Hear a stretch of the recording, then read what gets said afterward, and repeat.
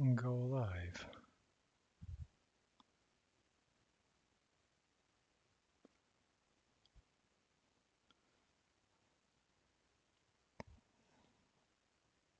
And are we live?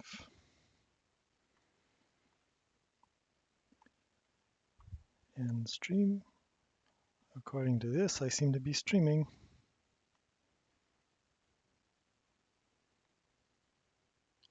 Am I streaming?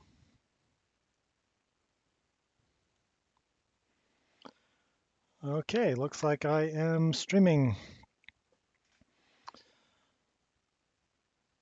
And I'm just doing a bit of an audio test right now just to make sure that everything is working fairly well.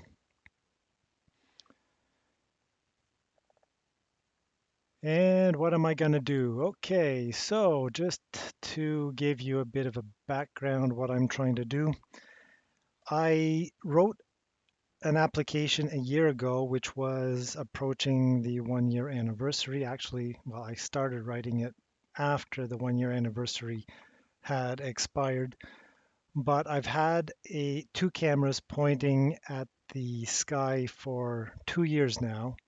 And at the 1 year anniversary, I was trying to figure out what to do.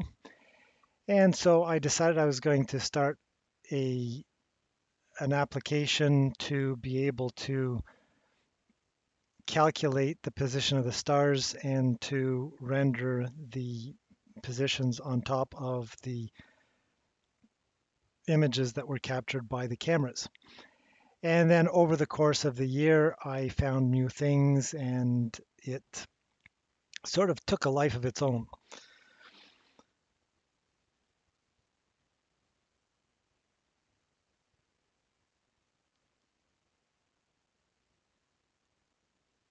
And okay, I'm just a bit distracted here for a second. So, what I was trying to do was to write an application that, and I'll just go to my first project.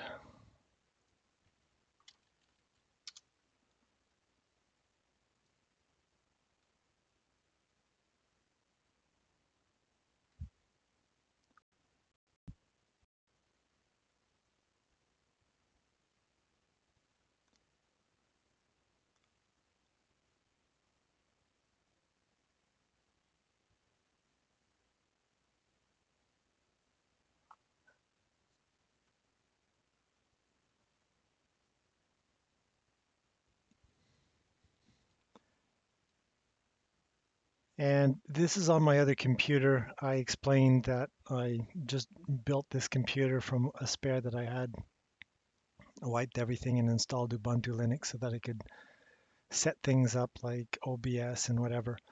But I wrote this application over the years and I've got a mechanism to go and get a copy of the data from the cameras or the images from the cameras and overlay the computed position over top of the live uh, camera images. And the cameras right now are set up to point in the direction that they are mounted on my deck. I explained why this camera is slightly off from level. So if I kind of rotate this back to 0, that's what the view could be if I leveled it off. But I wanted to catch the sun at the very top during the summer, and I wanted to catch it at the bottom in the dead of winter. So that's why I rotated it slightly.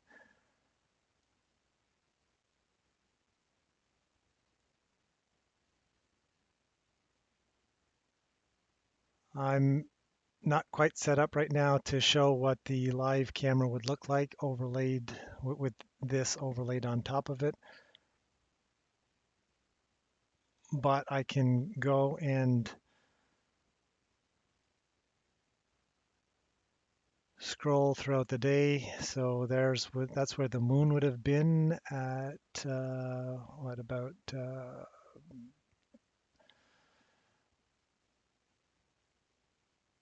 4 hours ago. Wow, I'm getting tired. And that's where the sun would have been. And then that's where the sun would have been around local solar noon, etc. So I had written this application offline and I wanted to leave it.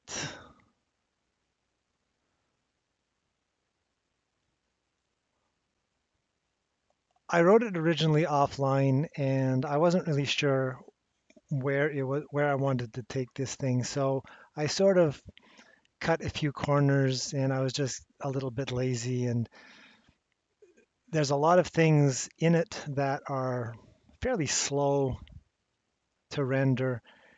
And now that I have a much better appreciation for what I want to do, I wanted to take this opportunity to refactor the code that I had and to put it into source control. And so since it is, what is it doing now? Looks like I'm just dodging the rain, but pretty soon. So anyways, it was supposed to be a rainy day and rainy evening. So I figured without any place to go, I figured I was going to do this or attempt a live stream.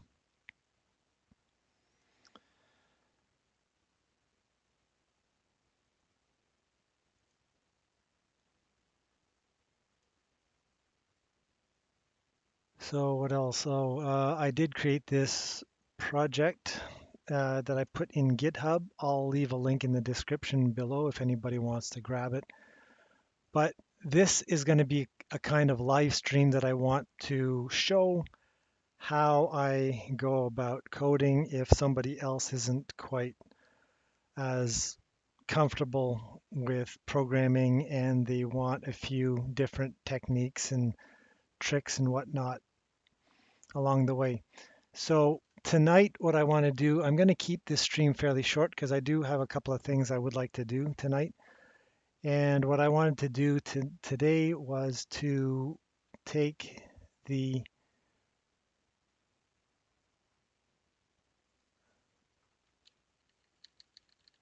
moon calculator. This calculates the position of the moon, and I took it from this project here and hacked it slightly to work in here. So I'm going to take this, the code, the bulk of this, and I'm going to add it to my other project. So I've got, this is my old one, and I've got a new one. Oh, right, back to this. So what I wanted to do for creating a kind of like a project repository hierarchy that's kind of based from the flat earth movement and just being exposed to some of the things that flat earthers were trying to say. I'm going to try to base it on a hierarchy of dependencies, and I'm thinking of creating one or more base modules that will be used across multiple projects. And one of the things that I'm thinking for here, for example, in my code, I started off, this project draw was originally designed as a very quick way to dynamically draw any kind of 2D rendered, very basic, almost Paint-like, Microsoft Paint-like, but more script driven. So the idea would be that you would write a script and then say, go ahead and run the script to render it. And it would do certain things like data substitution or variable substitution so that you could animate and move objects around each other. So you could have an external script generate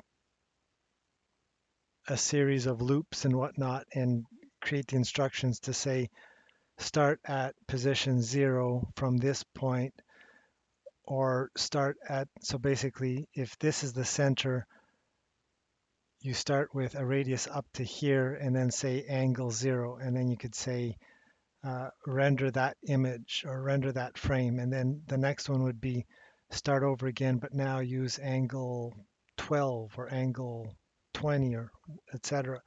So I had started this project almost about a year and a half ago.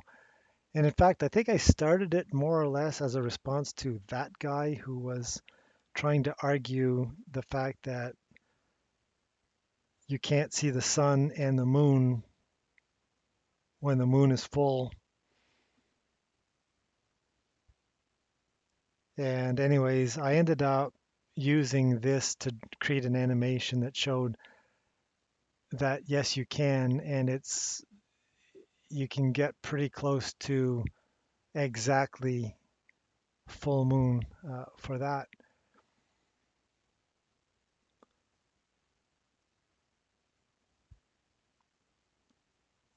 But I've got in the UI section, I've got a bunch of renders. So here I can say, for example, draw a line. So it would specify the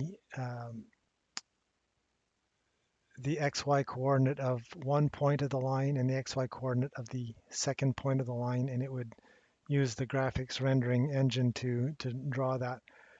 And so you would end up creating an array list of these render interfaces, and it would run through that array and essentially draw them all. And so I use that to work on my other one, which is,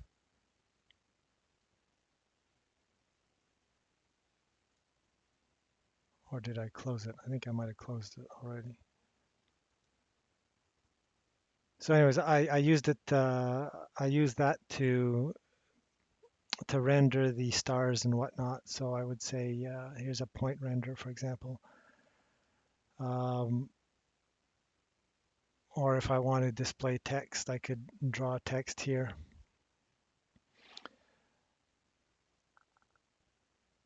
So these utility render classes, and there's also another one that lets me take a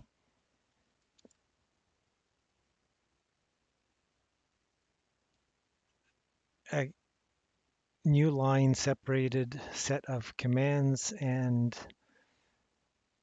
if you specify the width and the height of the image that you want, it will compute, it will instantiate a copy of all of these renders and return that.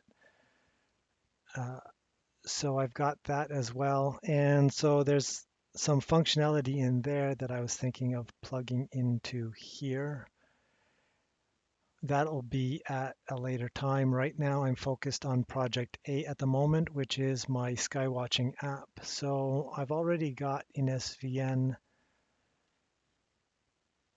the skywatching base project module, which has I've already done the star object calculator and the sun object calculator. So right now I'm just going to focus on the moon. And so that would be over here. There might be other modules here at some point, I'm not sure. And various apps over here would be whatever we would want. So one of the things that I found rather interesting is that most of the astronomy-based applications like Stellarium or the Starwalk app that I have on my iPad, those tend to be user experience, or they seem to be, what's the word I'm looking for? they're kind of intended to be used like you're like looking out a window, or you're moving a camera manually. You set yourself up a certain way, uh, and it'll show you what you're supposed to see in the sky. But there's a lot of information that is really hard to obtain otherwise. It's very it would be very good to have a parametric driven query. So you could say, I want for this geolocation at this time, what's the direction of the sun, either right ascension, declination, or altitude azimuth. And so one of the features that you could have here would be let's say you want to have a web service where you can make a query. You it could be for something like JavaScript, or if you have a separate application that needs to have the astronomic uh, objects calculated and just returned as a CSV file or something else like that, you could have a different URL query that provides all of the information required. It does the calculation wherever that happens to be and returns the data. So this could be a web server. And one of the things that I was going to do here was to have I was going to use Spring Boot, I think. Spring Boot and Spring WS. It's no, Spring RS.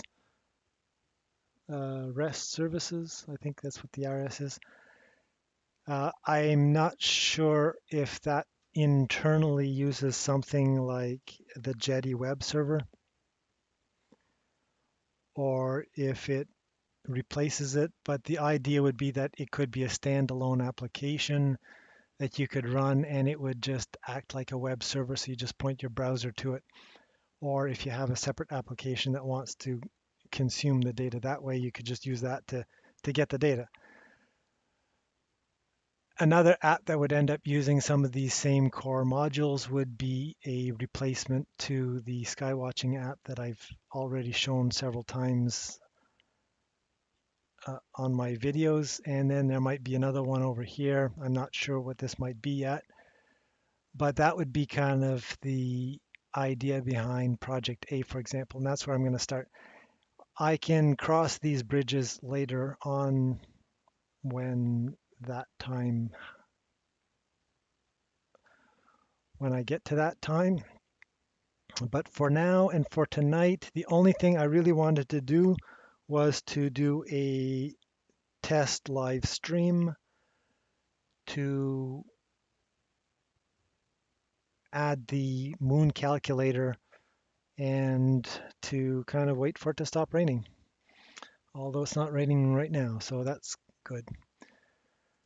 So that's where I was. That's the status of everything. And now I'm going to pretty much start working on implementing the moon calculation. So the first thing that I did was I need to calculate.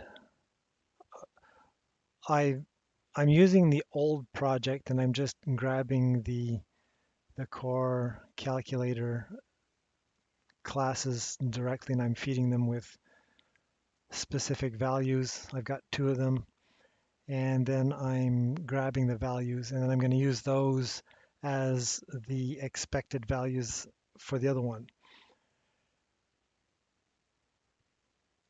So if you'll just bear with me, I just need to add a mooncalc impl.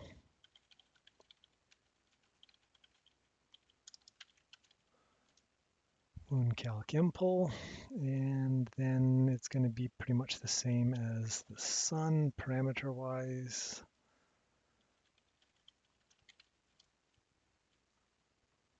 I think I called it moon compute moon position. And this is again one of those things that I'm trying to fix up.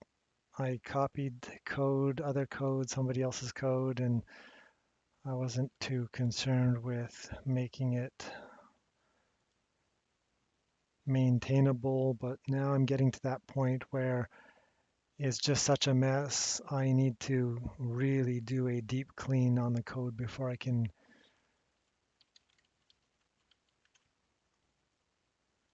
start adding new features.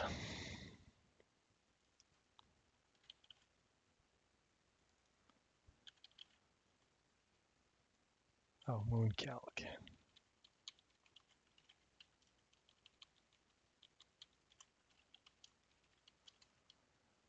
All right, and there we go. So now, whenever I do this, I now have the position of the moon for this location at this time, which is -4 hours, which is local time, Eastern Daylight Time, but that's not really too important for now. And the main thing I need is to add this line to my other test class.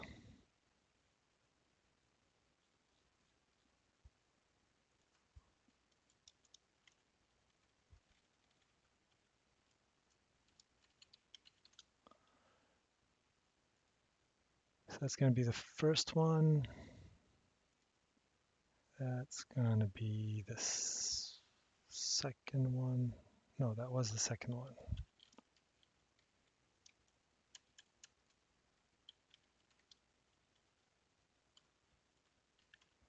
Okay, so the sun is 8637 and the moon is 6542. And in the second one, the sun is 26 and the moon is 130. Okay. So I'll come back and talk a little bit about the design that I've implemented so far for this.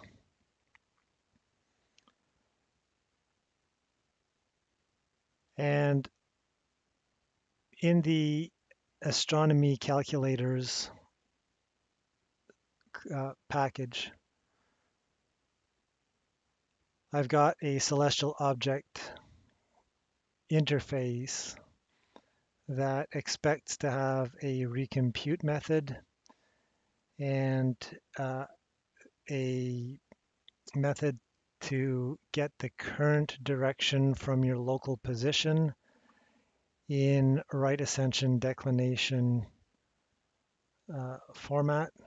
And I'll talk about that in a second, comparing that to the to Stellarium. And also, I added this method in the last one to calculate where the object would be, the sun, the moon, or the star, or that particular star, where it should be directly overhead. So this would be a lat long coordinate of the object where the sun should be directly overhead. And I don't think I strictly need it, but I figured I was going to keep it because it is very useful in some cases.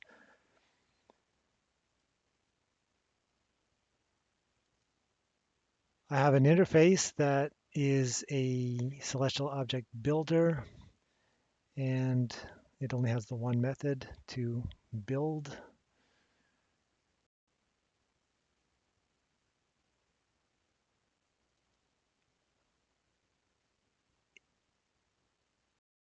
In this case, come on. In this case, I've got an abstract celestial object class. It's because there's a lot of common functionality across all of them.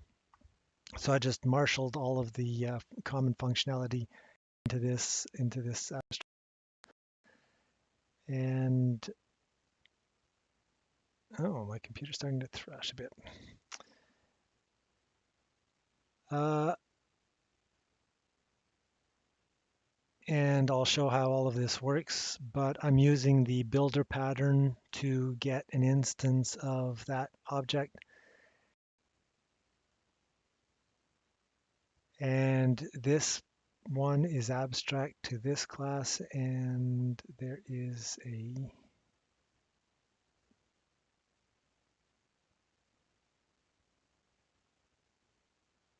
I think I just left this one abstract so people can't instantiate it. Uh,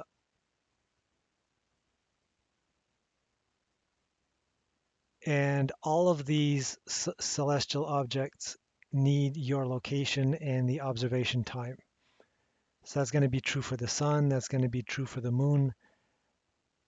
There's an extra property required for the star in question, which will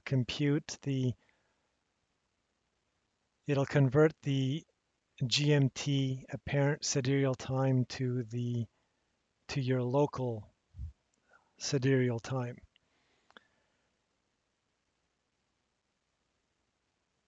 The sun object extends the abstract and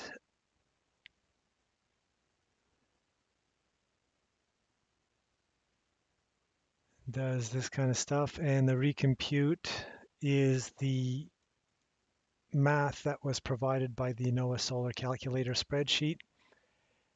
I found that it is very close to, but doesn't seem to match exactly the other things like stellarium and whatnot. And these are formulas that they used, I'm pretty sure, to trade off some speed for, or trade off some accuracy for speed. And it would be nice to have a much more robust calculator. Not to mention that this one here seems to work in reverse. So rather than calculate the Earth's position relative to the sun in 3D space and then work out the right ascension declination of where it's supposed to be pointing, this thing here seems to follow a slightly different set of formulas to locate the sun relative to the position of the Earth. So it's as if this formula seems to keep the Earth stationary while tracking the motion of the sun. And it might be more accurate if there was a formula that did it in reverse.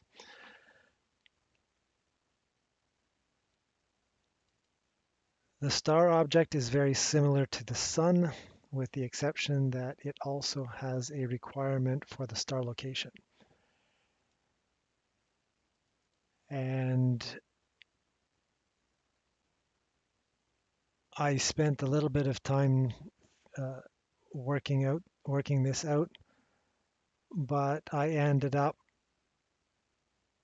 having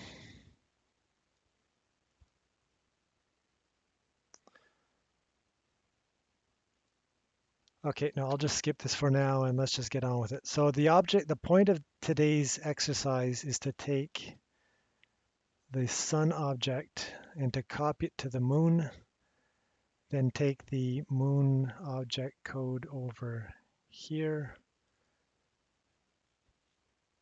take the core of this and put it into that new moon object, and then see how well it works.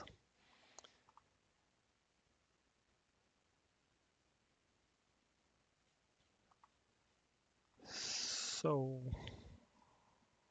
gonna copy. Okay, sometimes when I do this, it seems to work, sometimes it doesn't. And this time it worked.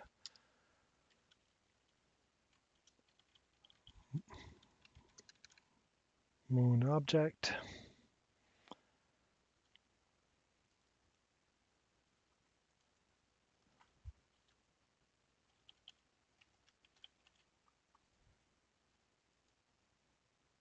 replace. In fact, I can skip all of this because there's not much point in this part over here. And I think that's about it. Okay. So then I pull this out and I'll just double check again here. Nothing about the sun, everything is moon. And I'll just go through this again. I'll just take another quick look at this again before I commit it.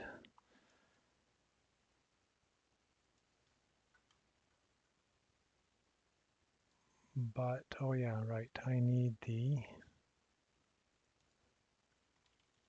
Julian date.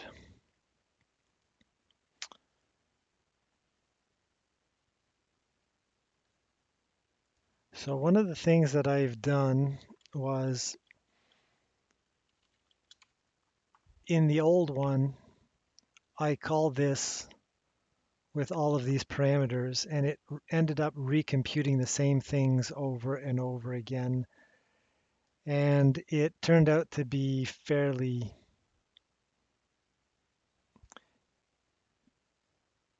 it ended up duplicating the same calculations repeatedly. So I've started to work on ways to have it calculated only once.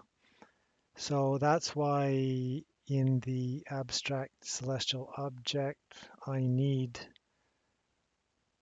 an observer time, because the observation time, when you set that observation time, it goes and recomputes the Julian time once, and then it propagates that to all of the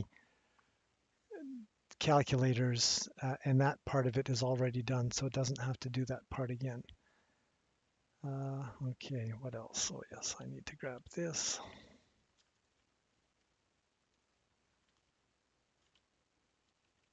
Recompute.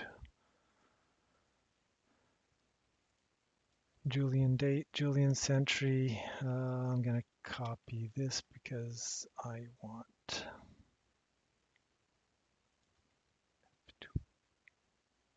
Was that a mistake? I think that was a mistake. No, I'm going to not copy that comment. Okay, so I have the Julian century.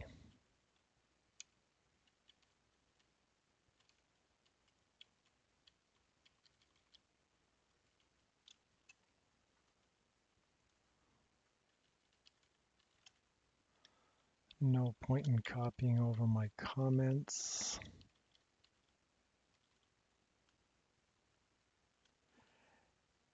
And whenever I did this the first time, I went and found, this one here was one of the, I think I only found two or three different moon calculators.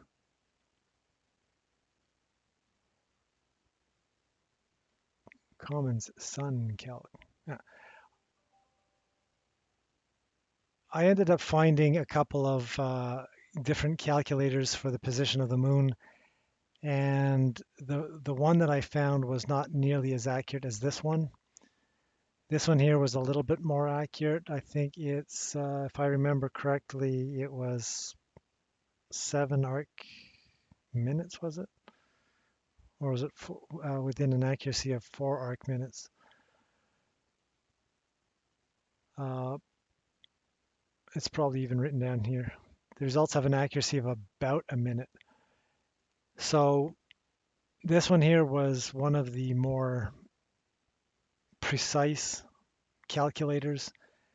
And so this was actually my second go at this. Uh, it was the second source of these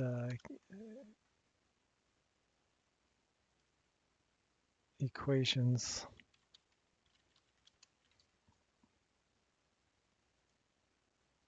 What? Whoa, wait, hang on. Whoa, I just saw that V0. I might have copied the wrong one.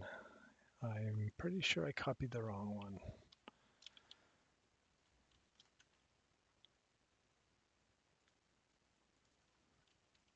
Actually, I think I copied the right comment.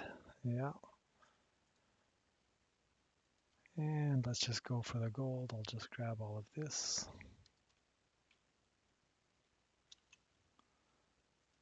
And replace the entire method with this content.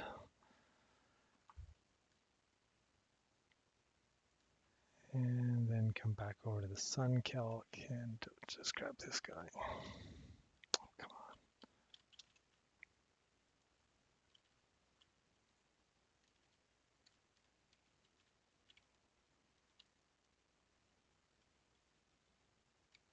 In fact, I don't need any of this.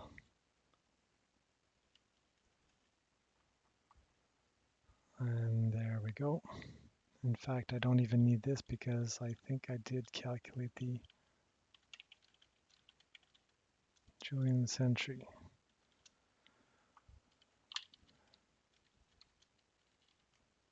Frac is probably a local method.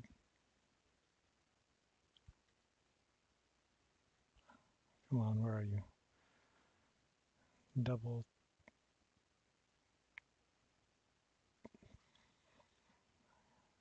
Come on. Am I going blind? I am in the wrong section. That's why.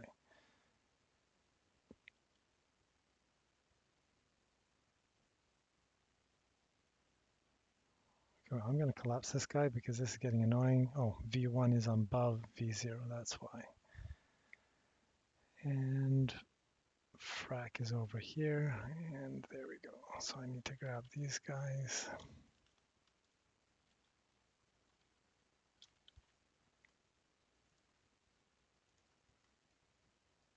And I'll put them after this one.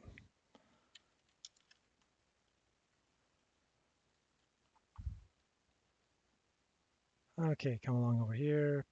Oops. PI2 is this one. I probably need the arcs as well.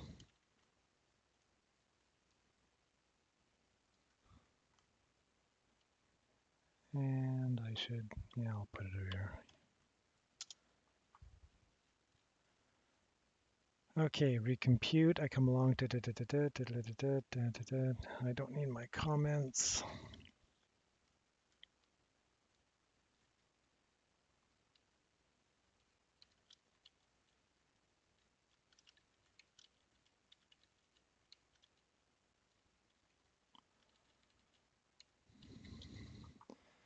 And so now I've got the alpha hour and delta degree.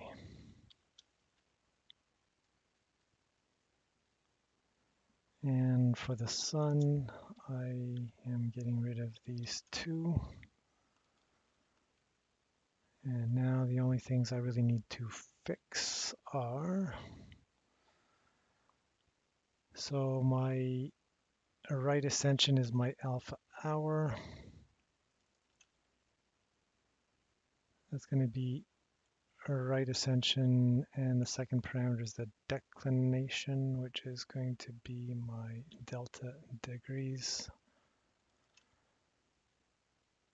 And then to get the Earth position overhead, it is going to be, my latitude is delta degrees. Latitude first parameter. And my overhead longitude is going to be that.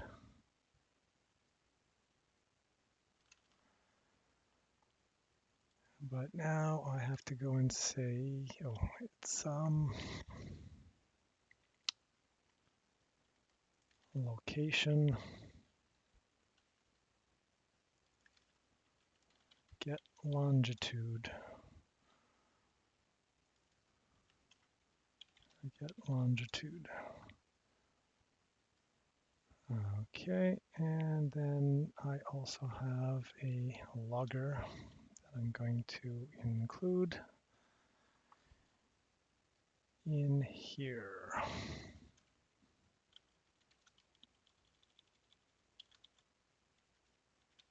Moon object for Julian date.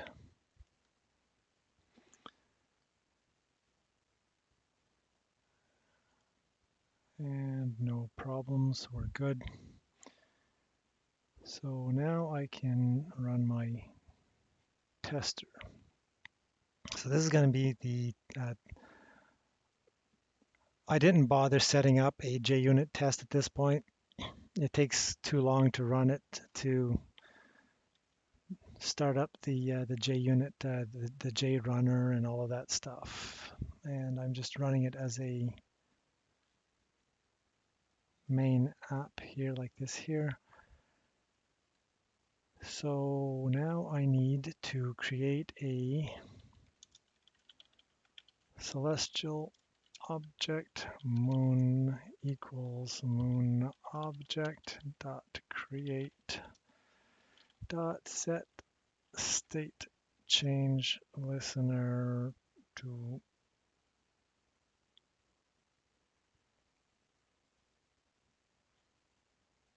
wait, hang on, transaction listener dot set observer location. In fact, all I need to do is just do this. Oh, come on, stop doing that.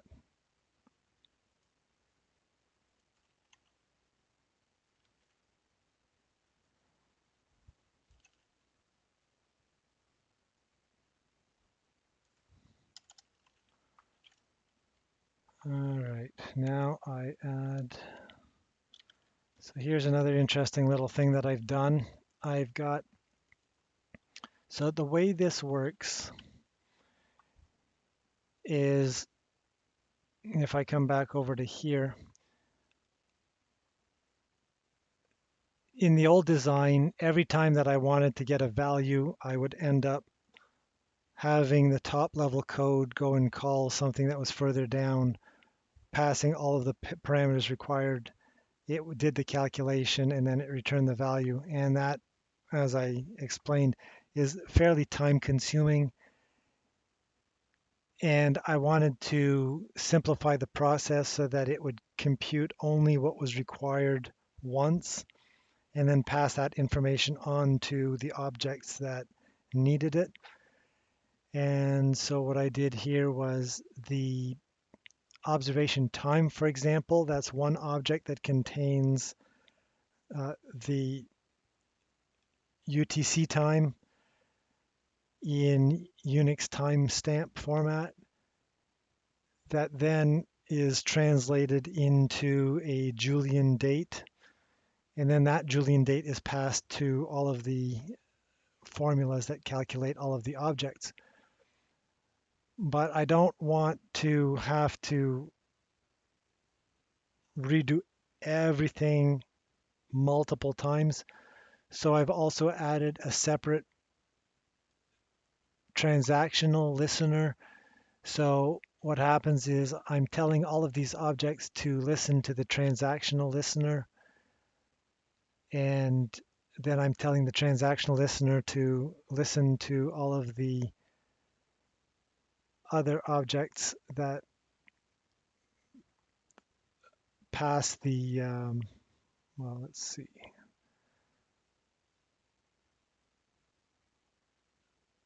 So what happens is these will downfeed the transactional listener, and then I do kind of like a bit of a transaction sort of thing where I begin my changes, I make all of my changes, and then I do a commit. And if when I do a commit, if there were any changes that happened in any of these classes, then this will then go and send a message to each of these just once to recalculate everything once.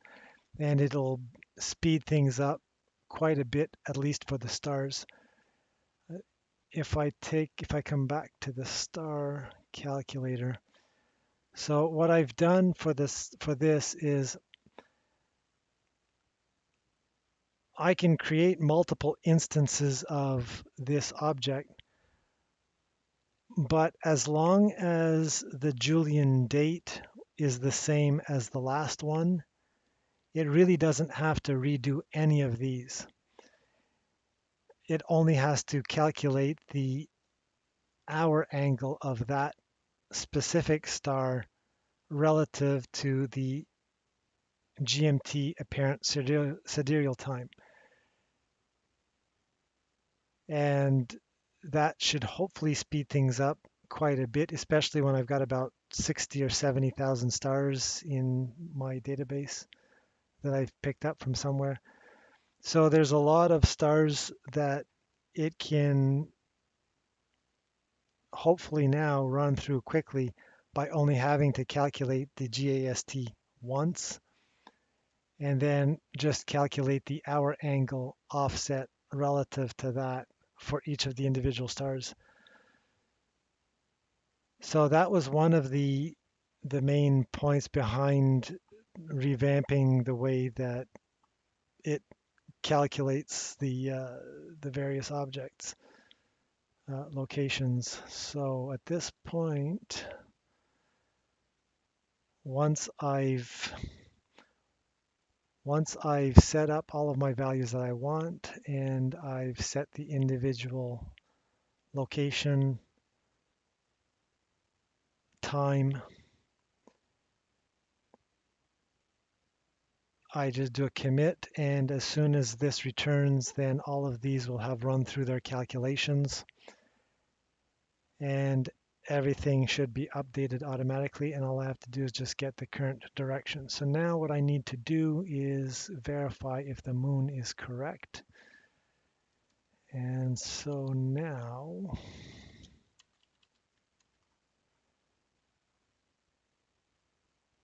I got the position. Actually, this is kind of annoying. So I'm going to make a slight change here.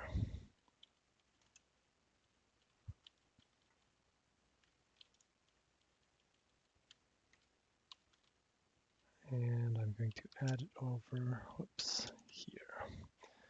Okay, so I get the sun current direction and I print it out and I check to make sure that it's correct. Then I get the moon current direction. Moon right ascension is incorrect. Moon declination is incorrect. The moon needs to be 65 right ascension, 22.33 declination. And then I go and get my star. I've got two stars. One star is at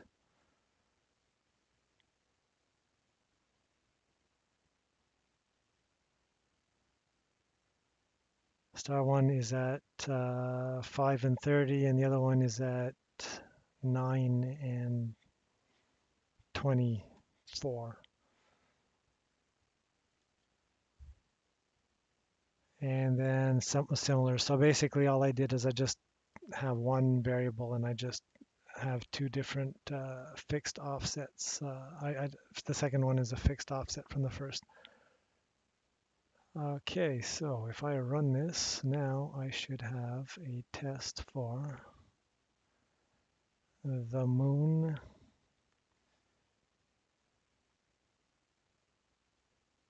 Okay, so the debug statement says the sun, it said to recompute for the sun, then recompute for the first star, and then recompute for the second star. So here you can see it didn't have to recalculate the GAST for the second star because the first one had already been done. And the moon passed without any problems. And now all I have to do is just do the same for the second moon, second position. So now, yeah, and drop that right under the sun. And just for fun, I'm going to leave the other one, which should now throw an exception. Yeah, the moon RA is incorrect. Now I have to go and grab the moon RA.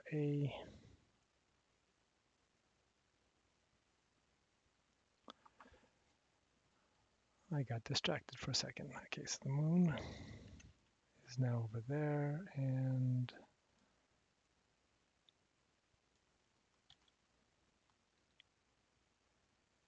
it's over here.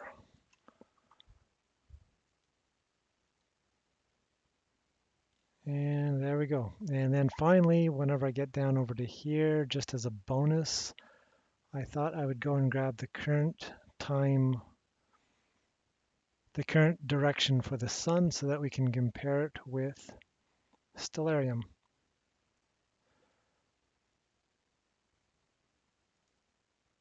So what I've done was I've set myself up on Null Island, and the sun should be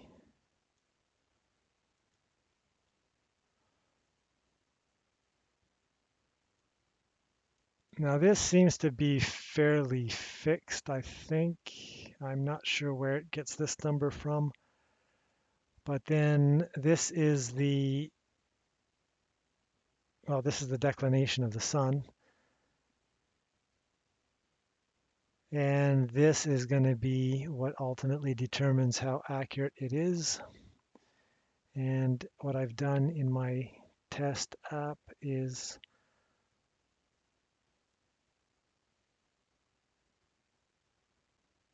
I set my location to Null Island. I set the time to the current time.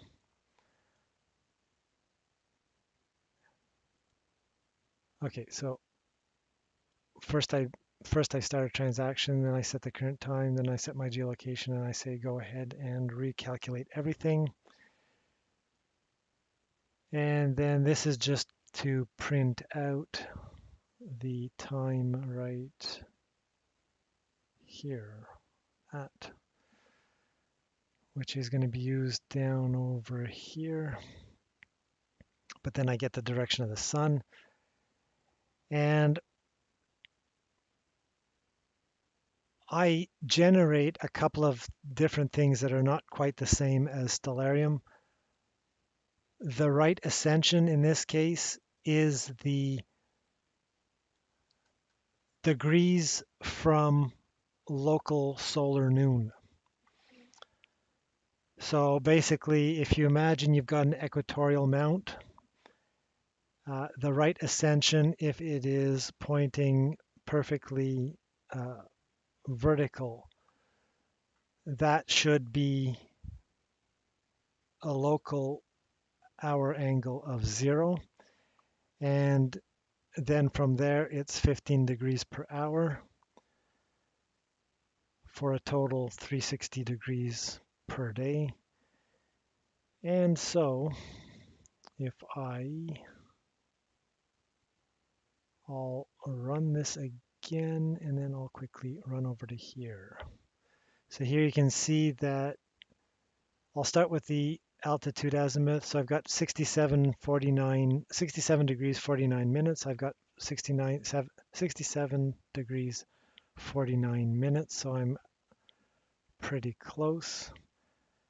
The azimuth is 11 degrees 50 minutes, which is, well, it's getting pretty high up there now.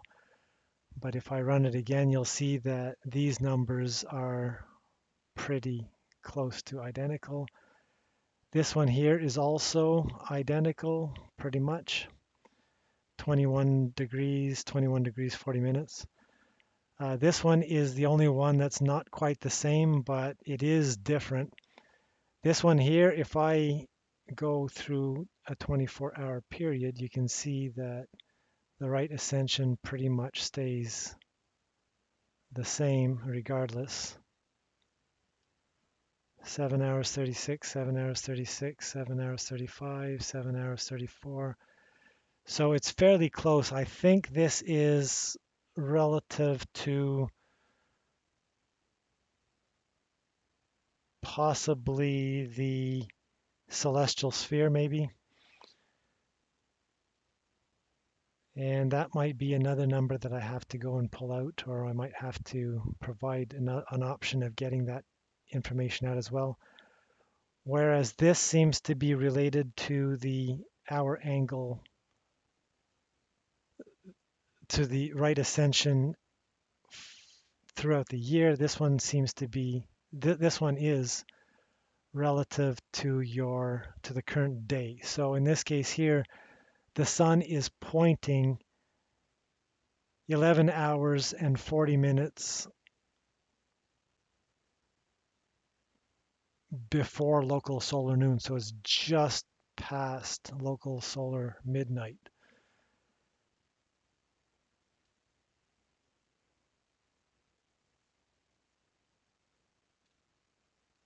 Okay, so that's pretty much all I wanted to do at this point. I didn't want this live stream to go on too long.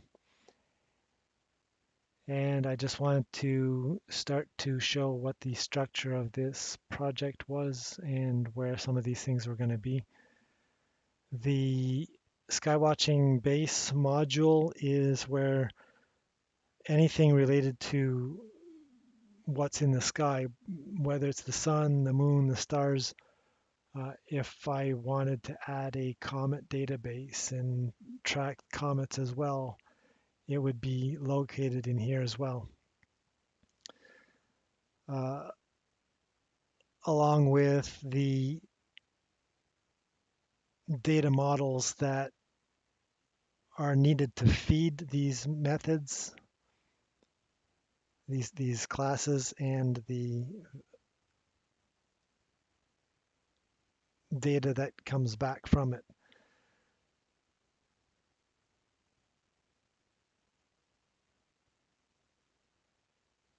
And on that note, looks like I've got 2 people watching,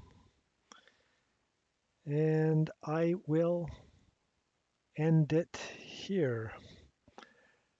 Thanks for watching, and I'm going to go and replay this and see how well it sounds. I think I had all of the sound stuff set up properly. If this video stays up and you like what you see, I'd appreciate a comment below, and I might end up making a few more of these videos as I start to transfer more of this functionality into this project and commit it and make it available. So on that note, look in the description below. I'm going to leave the URL to my GitHub page where this project can be accessed, and I'll pretty much leave it here.